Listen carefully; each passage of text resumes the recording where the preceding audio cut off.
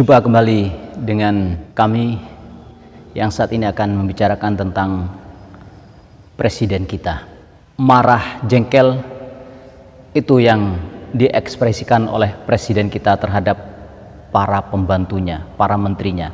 Bagaimana tidak, di masa-masa seperti ini negara kita membutuhkan orang-orang, apalagi presiden sebagai kepala negara yang bertanggung jawab terhadap 267 juta rakyat yang ada di negeri ini, yang kebetulan saat ini negeri kita dilanda pandemi, dan ini merupakan tanggung jawab dan harus kerja keras dari seorang kepala negara, namun tidak akan bisa dilaksanakan dengan sendirinya dan harus dibantu oleh para menterinya.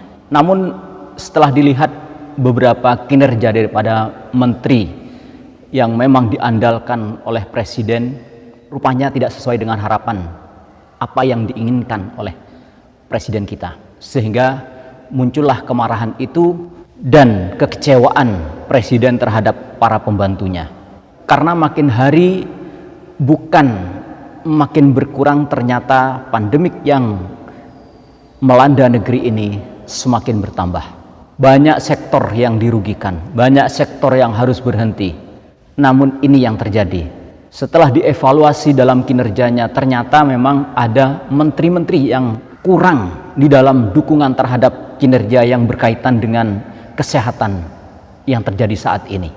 Namun dalam kenyataannya memang iya. Seharusnya memang ada beberapa menteri yang harus lebih dikebut agar mereka betul-betul bisa bekerja, sehingga penanganan daripada COVID yang berdampak kepada sosial, pendidikan, kesehatan, dan sektor pariwisata ini memang perlu adanya kerja giat dan kerja keras daripada pembantu-pembantu presiden. Akibat dari itu sehingga banyak tanggapan, banyak orang yang menanggapi dan beredar luas di negeri ini seakan-akan yang salah ini siapa? Presiden apa menterinya? Namun wajar sebagai seorang presiden, sebagai atasan, berhak menegur terhadap bawahannya. Seharusnya ini menjadi cambuk bagi para menterinya, para pembantunya untuk mengevaluasi kinerjanya selama ini. Sehingga kalau cambuk tersebut menjadi penggiat dan pemicunya, akan menutup daripada ocehan-ocehan lawan politik Jokowi yang saat ini terus berkicau. Ini diambil kesempatan oleh para lawan politik sehingga bermacam-macam pendapat disampaikan.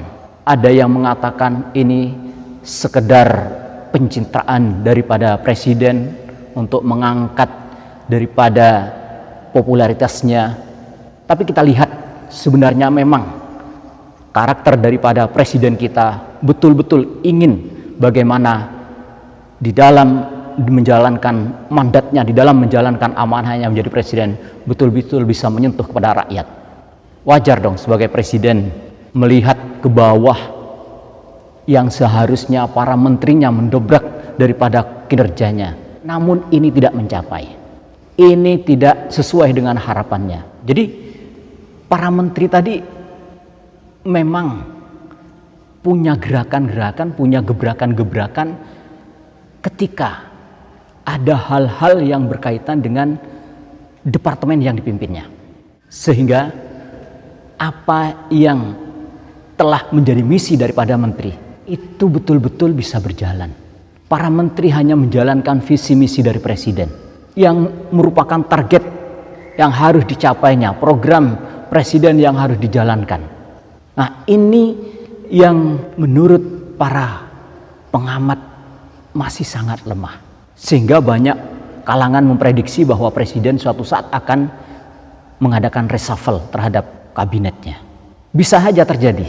Kenapa? Karena presiden pada periode yang saat ini dituntut bagaimana dia nanti akan meninggalkan sesuatu yang baik di akhir masa jabatannya.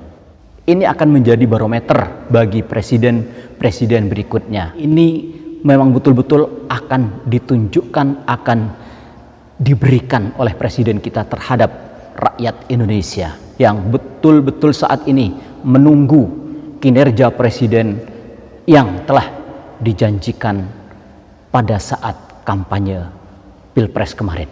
Mudah-mudahan kemarahan Jokowi saat itu terhadap para menterinya menjadi cambuk bagi para menterinya untuk lebih giat, untuk lebih tepat sasaran. Bagaimana dari Departemen Sosial, bagaimana dari Menteri Kesehatan, bagaimana dari Menteri Pendidikan, dan segalanya agar betul-betul menangani, betul-betul memberikan sesuatu yang terbaik terhadap negara ini. Kita tunggu, mudah-mudahan sukses. Terima kasih.